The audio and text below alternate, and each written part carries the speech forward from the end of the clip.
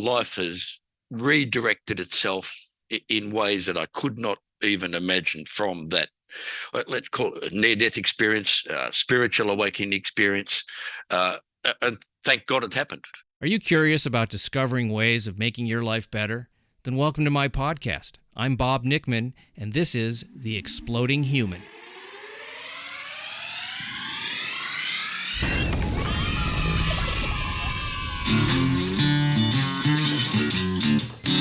Listen in while I talk with all kinds of people in the fields of personal growth, health and healing, alternative therapies, psychology, spirituality, environment, and the future. I'm looking for those answers that make life better for everyone. You'll meet cutting-edge practitioners, doctors, artists, filmmakers, business people, and those who have overcome challenges. The brave, the curious, anyone who is out there helping us humans to explore, expand, and explode. Hey, welcome to The Exploding Human. My name is Bob Nickman. My guest today is Stepen Chong, and we're going to be talking about his near-death experience and the book he wrote about it, The Afterlife, A Journey to. Now you know what will happen. But first, I'd like to invite you to visit my website, theexplodinghuman.com. Over there you can listen to episodes, read synopses, see photos of my guests, read a little bio on myself. There's also a YouTube channel where you can listen. That is The Exploding Human with Bob Nickman. As I said, my guest today is Stepen Chong. Stepen had a near-death experience. He fell off a ladder, and he said he was very lucky that somebody was there, his wife, to come to his assistance. But he did have this near-death experience, and over the subsequent months, he was getting messages to write a book about that experience and what happened to him. The way he describes it is really pretty fascinating. Stepen is a very regular guy. There's nothing extraordinarily woo-woo or fantastical about Stepen other than this experience that he had. And we talk about what some of the imagery is, some of the things that happened, the rules of heaven, which I was very fascinated with, that he was able to articulate. He even talks a little bit about purgatory and things that we may believe through our religious teachings, and how he interpreted it after this near-death experience. So I'm going to let Stepen tell you all about what happened and how he came to write this book and how his life changed in an extraordinary way after this experience. So here he is. This is Stepen Chong. Stepen Chong is in Melbourne, Australia, visiting relatives. And what time is it there? I didn't even ask you that. It's a very civilized 9 o'clock in the morning, Bob. Oh, okay. Well, yeah. Good day, as they say over there in Melbourne. I hope your listeners have or do not have trouble with my Aussie accent. You have an interesting combination of accents mixed together. I can detect like two or three things, very slight though. What is your primary accent? English is primary. I mean, I was a Francophile back 30 years ago, but that's in a different lifetime. Yeah. So there's probably remnants of some sort of second language. Then, and then you have parents and relatives and just places you live. It's I love hearing different accents and from people different, even parts of, like, you just pick a state, any state in the United States, and there's 10 accents within that state. Yes. Yeah, similar here in Australia. Yeah. So it's, and I just love it. I just love I love how Earth is becoming one big family. Well, dysfunctional, yes, but a family nonetheless. Absolutely. Well, here are you and I separated by many miles of sea, and it's all a good thing. My favorite part of the internet, and I love that I get to talk to people from all over the world that speak. At least if they speak English, I can talk to them. If they don't, then I'm kind of screwed. There's trouble. Yeah. But so far, I've gone a lot of UK guests, and I've had a couple from Australia. I've had Singapore and different places. I love it, and fortunately, a lot of people do speak English all over the world. Netherlands, I've had people, and I only really speak one language, which is English, but I do dabble in a few others, but very poorly. And so I appreciate English. Very good. Yes. So we're going to talk about death and near death. And I know that you had a near death experience and you wrote a book about it, which we're going to be talking about. But here's what I wanted to ask you for. Oh, here's the thing. I wanted to repeat what I said because it made you laugh, and maybe it'll make you laugh a second time. That people look at death as this bad thing that happens at the end, right? So, and my point was, it's neither bad nor the end. So we don't have to worry about any of that stuff. We can just talk about it, and it's nothing to be afraid of. Yes, absolutely. And absolutely. And your experience, I'm sure, was enlightening in that respect. I want to know who you were exactly before you had this near-death experience. And then, you can talk about the experience, when you fell and, you almost died. And then how it changed. But what were you a spiritual person, a religious person, a agnostic, somebody who didn't even look at death? It was just something annoying that that happened where the body goes to a funeral home and everybody cries for a couple of days and then goes out and makes money. What? Yeah. I guess, Bob, I've never been a religious man. Not far from it. I'm lucky enough to be involved in a very spiritual family, to be sure, and a mother who was an angelic being. So I was well served in guidance through a lifetime up to now, on the wrong side of 65. But yeah, me too, my friend. Here we are. We're in good shape. Yeah. But yes, I must tell you the experience, because as you mentioned, it's 3.5, 4 years ago now.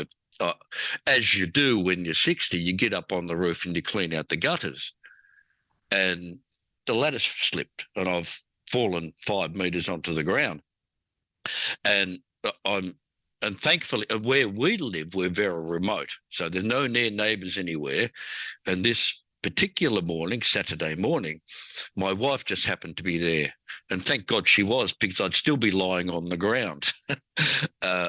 So she was able to rescue me. But at that time, I couldn't feel anything from like neck down. I thought, oh, Stepen, you are in trouble. But here we stand, and the gods have shown favour, and life has redirected itself in ways that I could not even imagine from that, let's call it a near-death experience, spiritual awakening experience, and thank God it happened. Because the things I've learned subsequently from that experience and the writing of the book have been so profound that have changed my life totally. I've met a few people over the years who have had these experiences, or even said that they had died temporarily and became a different person. Even their physical being changed once they Yes, it's interesting, Bob, and I've been asked a number of times, because for me, at the time of the experience, I wasn't like, I guess if there's a traditional near-death experience, I didn't have it. I didn't float off to the heavens at that time. It was subsequent when I'm and I'm good for nothing. I'm on a couch rehabilitating for months on end. But during that time, I had, it's like that little voice in your head saying, Stepen, and I had the title of this book pounding away in my head. I thought, oh, no, leave me alone, because I've written a few books and, all that sort of thing. But I'd shut down. I said, no, I was done. I'm ready to plant tomatoes in the garden. But the experience gave me the choice. So I've said to universe, okay, all right, enough. I'll write this thing, whatever it is you want me to write. And I say, I had the title, the Afterlife, A Journey To, in my head. But I've said to the universe, what do I know? If you want me to write this thing, you have to show me. I know nothing. But the choice I made was to say, okay, I'm open. You show me the way. So there was no character, no storyboard. I had nothing. But as soon as I'd made that choice and then sat down to write, it was like opening a portal, and I saw the images and I heard the music and the colours, and I'm seeing heaven through this character's eyes, and it was like taking dictation, and I was sort of. Not sort of, it's like being on a scenic railway tour, being taken through these different levels of heaven. So I'm just describing what I'm seeing. A gift, absolutely. An amazing journey, to be sure. That's the interesting, I mean, the whole thing's interesting, but after the incident, like weeks later, something opened up inside you that allowed this thing to happen. Was there was there a voice that you heard when you said music? You were hearing certain sounds. We always think of heaven as like angels playing the harp, which I don't know. They might be playing the saxophone. I don't know. Yeah. That's pretty much describes it, Bob. But the key for me was a burden of choice. I could have said no. See you later. Yeah. I'm done. I'm okay. I'll recover and I'll go and plant tomatoes. But no. So once I've chosen that pathway, then the doorway opened. Then the gifts were revealed. Absolutely. I know there's people that are, they call them channelers, and they channel these beings, these voices, and it's pretty amazing stuff when you hear some of these folks talk, whether you believe it or not. It's amazing either way, whether it's, I don't know what it is. It's and sometimes they refer to themselves as we, even like all the spirits sort of mixed together, which I find really interesting. Was it like that in a sense, but just for you? Like what was happening to your body? Did you feel something in your body? Was there a force going on? Was there a light? I mean, what visually, auditorily, and what did you feel when this is happening? Oh, it's a very interesting question. And people have asked me, did you channel? Are you a medium? And the answer is, I'm not at all comfortable with that. I'm just a regular dude paying his way. But the best I can describe it is like tuning a radio dial, like to a certain frequency. So what I would do is, when I write stuff, I'm very disciplined. So I would sit in the morning at a particular time and say, you've got to the universe, like you've got 2 hours. And then I've got to do stuff. and every time, but trust. So every time I sat, I knew that they would be there. I knew, because I had no idea where the story was going. I had no idea what was coming next. But I trusted implicitly that whatever was coming would be there. And without fail, every time I sat, and just tuned in, no distractions. You turn off all things that beep and buzz at you. So I'm really tuned in, focused. And every time I sat, got that. And started to write what I saw when I saw the colours and heard the music, and the dialogue was just there. I heard it. So I dictated and tried to describe best, as I say, what I saw. An amazing journey. And the whole thing I've got to tell you, 4 weeks to write, which is almost unprecedented.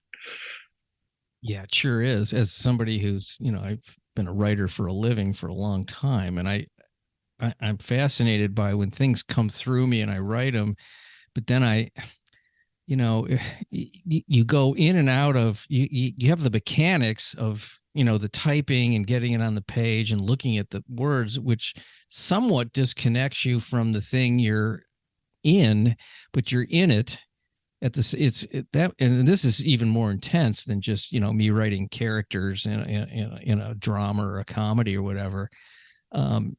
that to me, I can sort of separate it and kind of go flip back and forth. But this seems like when you say it's dictation, how do you mechanically type the dictation? And Oh, yeah. I mean, can you type without having to look at the page? Because I can't. I have to look at No, the no, word. I've got two fingers that have worn down Oh, to okay, the you're quick. similar to me. I can do a Yeah, little. no, I'm Yeah. not.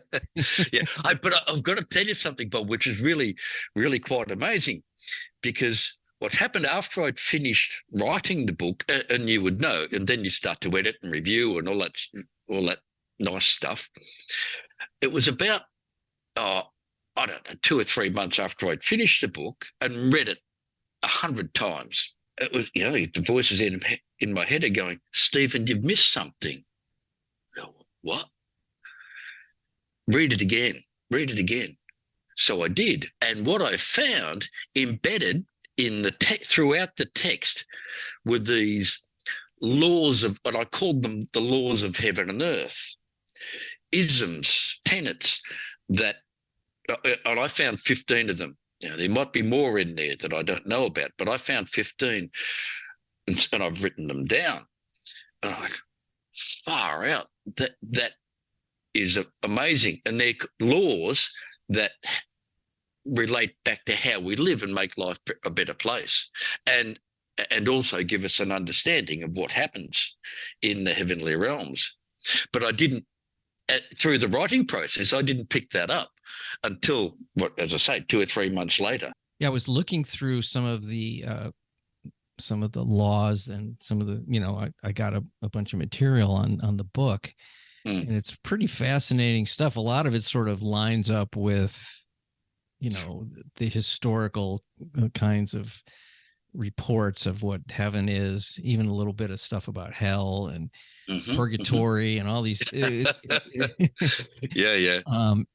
But it was pretty fascinating when you think about, what can we learn about how to live from somebody who talks about heaven in a way that is maybe not exactly what a conventional idea is. Most people think about it as, everything's fantastic all the time and food is delicious and everybody gets along and it's just this amazing place. Yeah. And, but if we're here to learn and to connect and grow with the universe, how does this experience of seeing and being a part of heaven translate to, well, for yourself and for other people, the message that you would want to give to people based on what happened? Yeah, that's very interesting, Bob. And I've got to tell you, and I mentioned before we come on air, that within the past 2 months, I've lost both my beautiful mother and my lovely uncle. And I've got to tell you, over the years prior, when my mother left, I thought I'd be pretty messy, because we were, pretty tight. Subsequent to writing the book and the knowledge I've learned from the writing of the book, and now the direct experience of losing a treasured loved one, it's just transformed that let's call it grief. I mean, in my case now, when you feel grief for the loss of a beautiful loved one, but it's not a debilitating grief. It's an empowering grief. It says, Stepen, I'm here. I'm in this. I know where she's gone. I know exactly where she's gone. I know where to find her in the heart through that the love connection, and I know she's there all the time. So, and it's like, Stepen, she's saying, Stepen, get on with. You've got things to do. You've got a purpose to fulfill, and you're old, so get on with it. So the knowledge and now the experience becomes a crucible mix of how to live life to a higher level. I always like that line, enjoy every sandwich. It's like it's a very simple way to say live in the moment and enjoy what you have, because you don't know how long it's going to last, and it's every second is temporary in that way. Yes. So, I've wasted a lot of time being unhappy over things that I couldn't change, or a misperception of what life is about. Yes.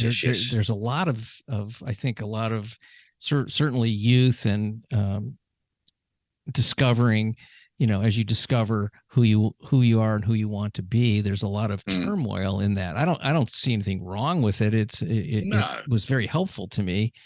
But when I was going through some of those really difficult times, I couldn't stand it. I was just like, this is horrible. This is life is sad and pointless, and I don't feel that way now, but at the time it was as real as it could have been. And it's interesting, Bobo, these NDEs, or spiritual awakening experiences, if whatever we want to call them, what my understanding is that two things, is that they're given to us to redirect us. So it says, pardon me, Stepen, you are on the wrong pathway. You have got a divine purpose to fulfill. Choose it if you will. Stay where you are. If you choose, that's okay. We'll still love you. But this experience has caused, like, say, that redirection to this whatever purpose you have.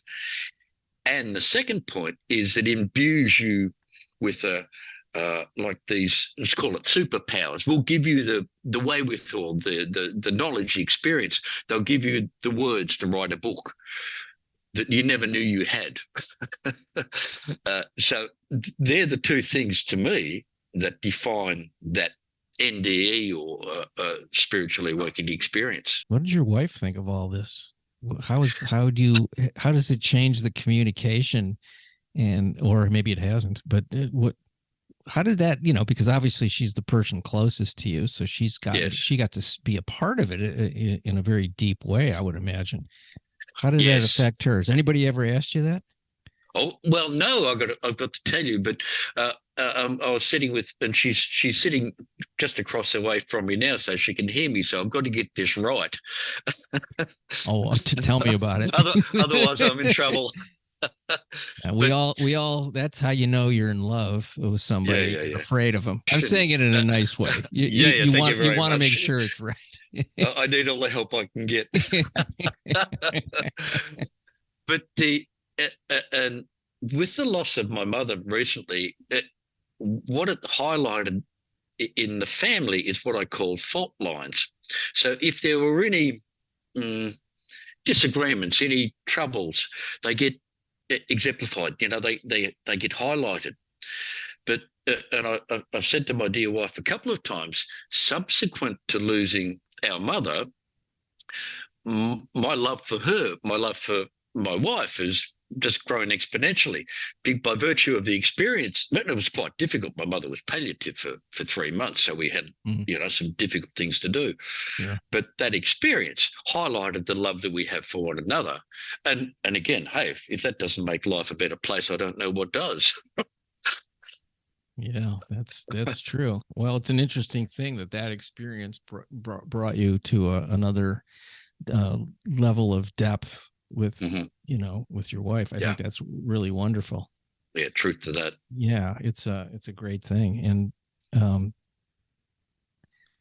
so what is, I don't know how to see if I can word this. Your life purpose, has it changed, and what is it now? That's a very interesting question. Well, I've been given a gift. The words and the stories in the book are a gift from a source that I know is working to our favour. And my job now is I'm a messenger boy. Whether I'm not asking people to believe or accept or anything. I said I've received a gift, and I put it out there for people to read and see and use it as they will. And if a person can read the book and it changes their life to the significant, well, hey, hallelujah. If it changes it makes their life a better place in some small, insignificant way, my job's done. the messenger boy's done his thing. So again, I'm not trying to convert or change or none of that. No, not even close to that. Well, I've received a gift. My job is to present it to those that have ears to hear and read the words and make life a better place for themselves. When I think about the various cultures around the planet, and I only have lived in the United States, but there's a lot of fear around death. There's just a lot of fear about it. One that it's gonna hurt. It's gonna yeah. And then this idea of I didn't get to do what I really wanted to do. I've thought about my own death for a long time, not in a morbid way, but I've thought about it's been an incredible inspiration to me to take chances, not risky things like that are going to kill me, but chances with going for certain dreams that a lot of people maybe wouldn't do because it's a little bit riskier and scarier and less secure and obvious, but I remember thinking a couple of times in my life, like, I better do this now because I don't want to be laying there on my deathbed wondering if I could have done it. I'd rather try it and fail and screw it up. Absolutely. And lead to something else. There's an idea that I think a lot of people have that there's some sort of a finality to every decision that you make. And I think it's the exact opposite. I think they're all just little pieces of the puzzle as you move along. Yeah. And, if you had things like, I don't know, this is a little off the topic, but if you had things you've done that you were completely immersed in, and then you've sort of passed through it and you kind of go, that was great. And I don't want to do that anymore. I'm going to go do this now. Yeah. Yeah.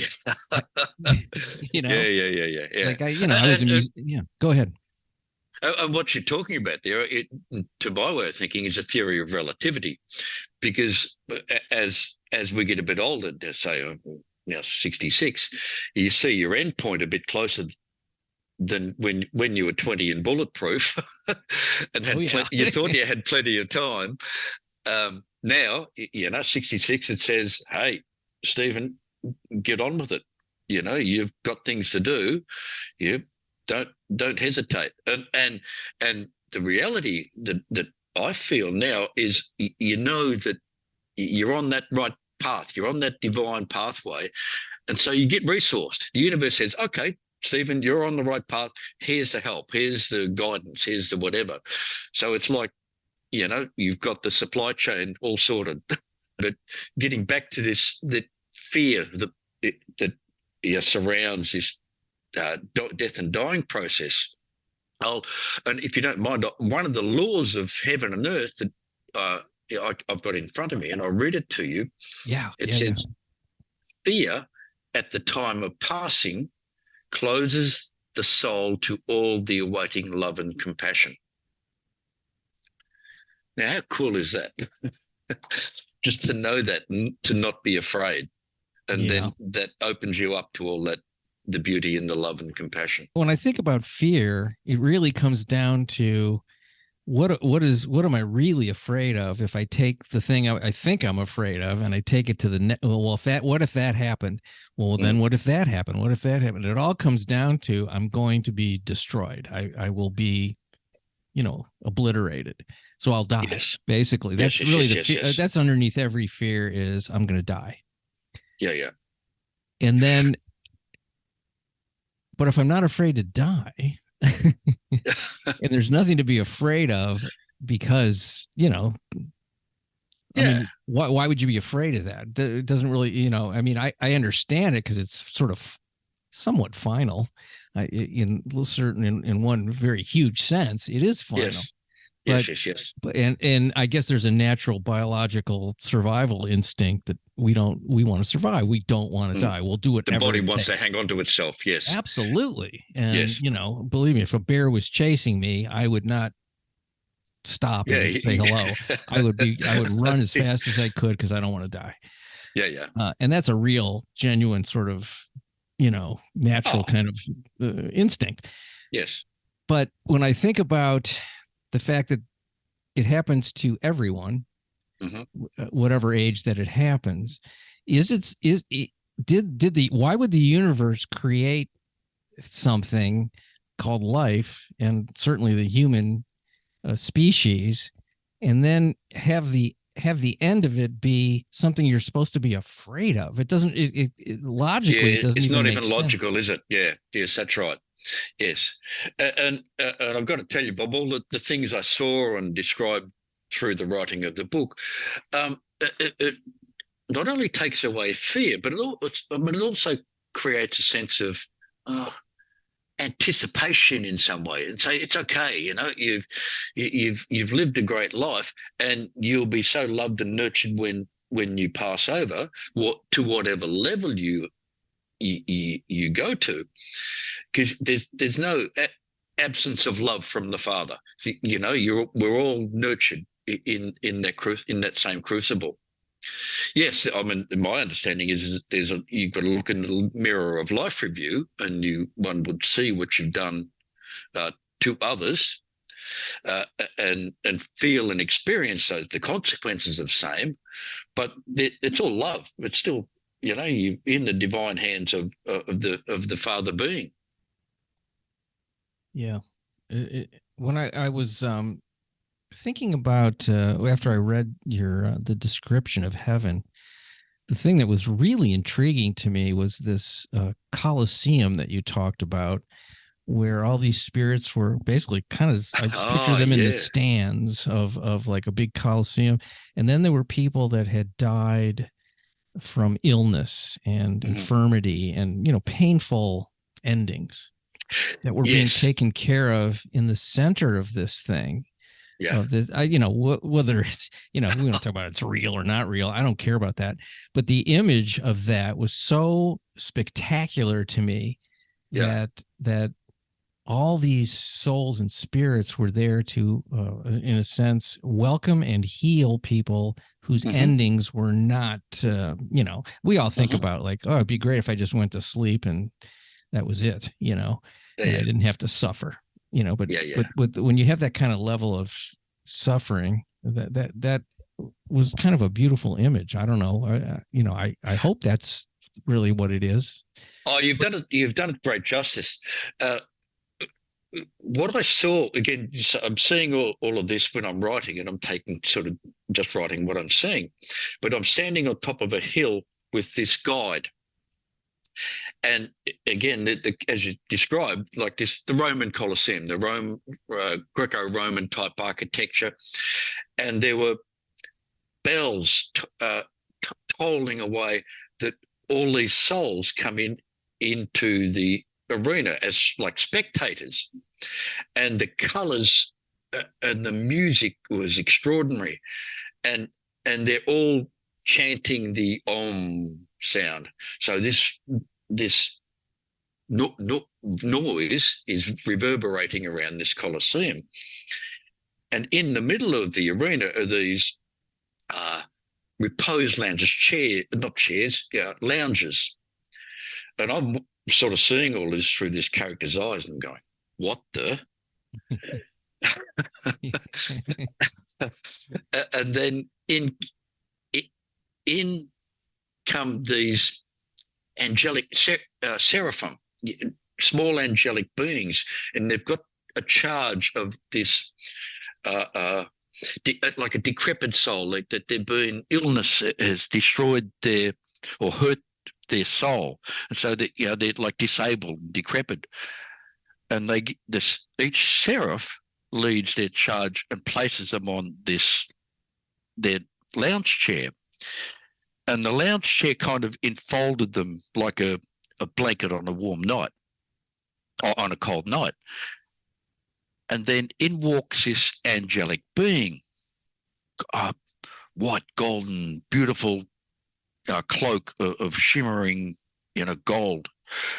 And he stands in the middle of the arena, and he takes the energy out from the crowd, and he weaves it into this magnetic spinning ball in his hands.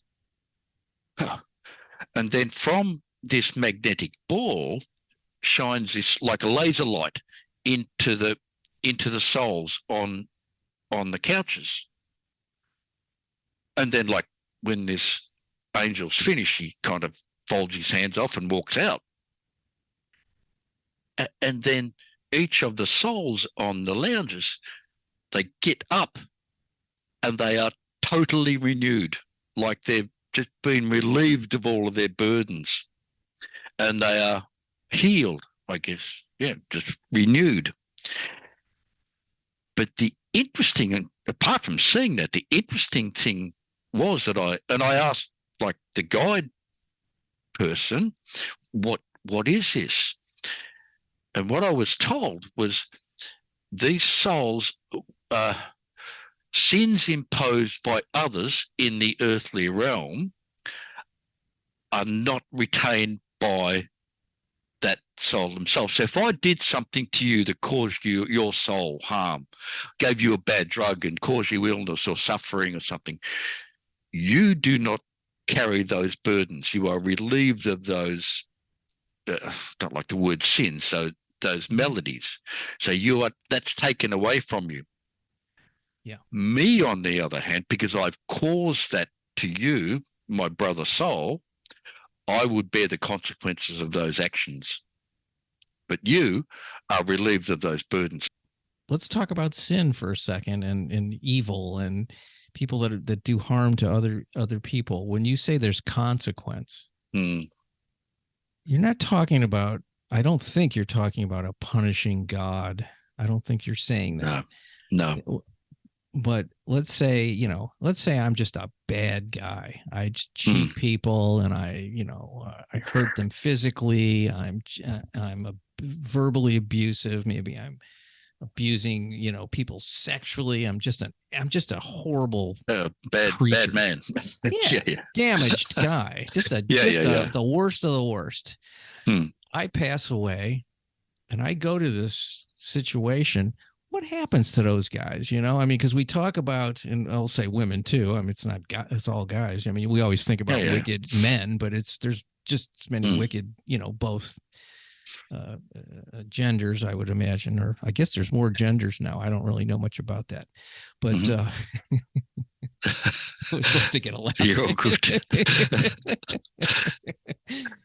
But how did you see heaven handling that kind of a? That's very interesting. Let me answer that, Bob, through two laws, and the first one is we are all one in spirit. And I'm reading this, I'm paraphrasing. We are all one in spirit. What you have done to another, you do to yourself. Well, I guess that's true. So that gives us a basis. But then the second one, here again, I'll read, what you have caused to affect in your fellow man is what declares your place in heaven. So let me describe again how I saw those laws play out. Sure. So what I saw with these myths, the profound myths, and they're myths of purgatory. So you come through this where you do your life review, and you get to find out whether you're a good dude or a bad dude. But then souls were exiting out of these myths like it through a portal. And some were dressed in these beautiful robes. I can barely describe the colors to you. Bright, vivid gold, white, with shimmering colors of blue and flashing colors. But others were dressed in dark Hessian, brown, yucky sort of colors. What happened? They come through the mist, and then they're greeted. And then there was a designated pathway that they had to follow that was uniquely that soul. So a soul that said, I want to go upwards, and they were dressed in this brown stuff. Sorry, your pathway is unique, and you had to follow that which is designated. So you're dressed in these beautiful colors, up you went. But others had to go like downwards, follow a pathway to a different level, some sort of nether region. But that was consequential of coming through these mists of judgment, if you will, and the robes designate your station and where you go. And other souls can look at the robes and know exactly what you need. So in service to each other, a soul can look at one's robes and go, okay, I know what you need, and I know where you're going. That's just, I mean, I couldn't make this stuff up in 100 years, Bob. But that's what I saw. So these souls that are, let's just use the word darker souls that need more information and teaching or whatever transpires, do they eventually become something else? Are they elevated, let's say, for lack of a better term, to go with the people that sort of naturally had led so it's really about healing them too, because like you say, if you do something to other people, you're actually doing it to yourself. Correct. Yes. Yeah. And it relates, Bob, to, again, there's another law in there, which I'll read to you again. The judgment of heaven is neither vindictive or eternal, but probationary and remedial. So we continue to evolve through the heavenly realms, and the love is never absent. And that is that you're in your experience, the pervasive force that governs all of this is love. Yes, absolutely. Yeah, absolutely. And that's, to me, the universal vibration is that. Yes. Yeah, absolutely. Love was a pervasive everywhere. That was everything. Was the God or universe or whatever, but it was love. I could tell you and the listeners about the nether regions, if you like. Sure. My goodness. Again, taken with a guide. We went through this. It was like an area that had been like a bushfire had gone through this place, and the smell and the it was horrible. So we walked through this area, and there was this huge portal, and like really dark, forbidding portal. And so in we go. Oh, I can still see it vividly in my mind. There were these spinning vortices of power, and around there was a number of them, and around each of these vortices were these angelic beings, like angels in waiting. And like I've turned to this guide and got like, what? It's a horrible, horrible place. In each vortex were these souls that were like they're trapped, and some of them are clambering to get out. Others are trying to pull them down. It was just. And I did my best to describe all of this, but it was like a horrible place. And I turned, what is this place? And what was described to me and explained is that this is not the judgment of heaven. This is not God's wrath. Souls are entrapped by choice, the power of their own choices, and related to the 7 deadly sins, lust, gluttony, wrath, envy. And I can't remember the others, but that power traps the soul within, and they need to be purified of that power. And once a soul was able to was contrite, they were able to repent and say, "I'm sorry." Then they were released, purified, and released from that power, and then taken away by the angelic beings to where I don't know. I never saw that, but that's what I saw and did my best to describe. And I got to tell you, it's seeing that, if that doesn't turn one from errant path in an earthly, I don't know what will. Yeah, sounds like. But that's what I saw. Sounds like a really one of those giant jumbo washers at the laundromat. Only it's instead of dirty clothes, it's only worse. I'm not getting in that. No, exactly. So what do you think a guide makes a year? How much money they make? That might be a good gig, heavenly guide. All right, I want to talk about the idea of reincarnation and coming back again to get it right, to come back in with new knowledge. I feel like I've been here before more than once, and I've always sort of known that. I don't think it's a big deal, but how did your experience? Does it line up with that idea at all? Yeah, I mean, certainly religions talk about it. I know the Buddhists for certain. Yes. Yeah, it's a very interesting question, Bob. I'll answer it in two ways. I got taken to a huge library, a hall of records. And again, the building, and again, don't just think of a glass edifice like we've got on Earth. This is marble, alabaster, beautiful Greco-Roman type architecture. And so we go into this library, and there's all these soul students there, and this place is full of rooms and tomes of all different shapes and sizes. And again, what was described to me is this the hall of, like, the Akashic records, I guess you'd call them, where every thought, past, present, and future is recorded there and to be found. So you can access those records in the heavenly realm. I mean, I'm a believer in reincarnation, I think, like you, but in the book there was nothing to describe reincarnation to me through the book.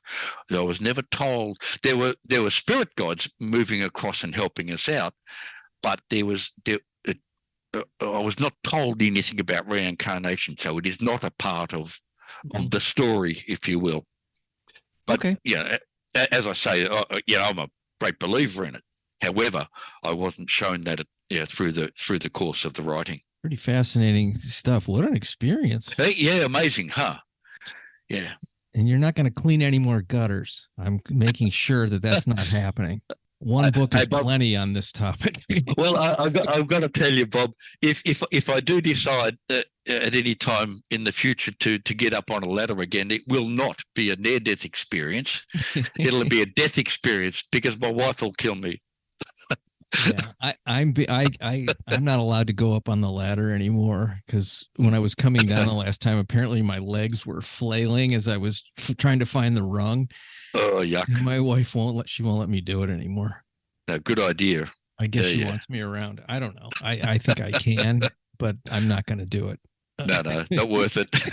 Let's plug the book a little bit and to let people know where they can get it. And this only happened a few years ago, so this is fresh right off the experience. We're only within a few years. Yeah. And the book, Bob, is I think end of May. It was released, so it's only still brand new on the shelves. So you can still smell the ink. Absolutely. Or the footprint, whatever it is. Yeah. Whatever. Okay, so say the name of the book and say your name so people know exactly what book to get. The Afterlife, A Journey To, by Stepen Paul Chong. There you go. Our best place to get it, Bob, I think, is probably on Amazon, the book depositories, ebook or hard copy as preference. Yeah, it's probably on Barnes and Noble and all those places. Yeah, all of those places. Check it out. This is a gentleman who had a real experience and was able to get it on paper, which is absolutely phenomenal. As you were talking about this, I was thinking about that British director that did, I think he's a British director that did the movie Inception. Nolan is his last. Is it Peter Nolan? Christopher Nolan. Christopher Nolan. Yes. That'd be the guy to make this into a movie. I want to see this. It would be a absolutely fascinating movie. Absolutely. But therein lies the future, and God knows how it's all going to progress. But absolutely. You didn't find that out, huh? You didn't find out about No, I wasn't told that. All right. Well, I'm hoping my hair grows back. I know it's not going to happen, but what if it did? Who needs hair when you got a beautiful head? Yeah, that's what my mom used to say. She'd say, at least you have a nice head, son. There you go. Yeah. Well, best to you, and best to luck on the book, and hello to the missus if she's still there. Hi, Still there? Yes. and thanks for sitting in on this. I didn't get to see you or anything, but I could feel your support, and Yeah. that's a beautiful thing. That's what love's all about, isn't it? Yeah. Beautiful. Bob, thank you very much. It's been an Thank absolute you. You pleasure to have a talk to you. yes, have a beautiful day. It's only Yeah. 10 a.m., so you got a full day ahead of you. Yeah. And again, thank you for it's probably a bit late now. So again, thank you for the time. Thank you. Much appreciation for you folks listening to The Exploding Human. The website is theexplodinghuman.com. The YouTube channel is The Exploding Human with Bob Nickman. Once again, I want to thank Stepen Chong for coming on the show and telling us his marvelous story, and check out his book. Have a fantastic day.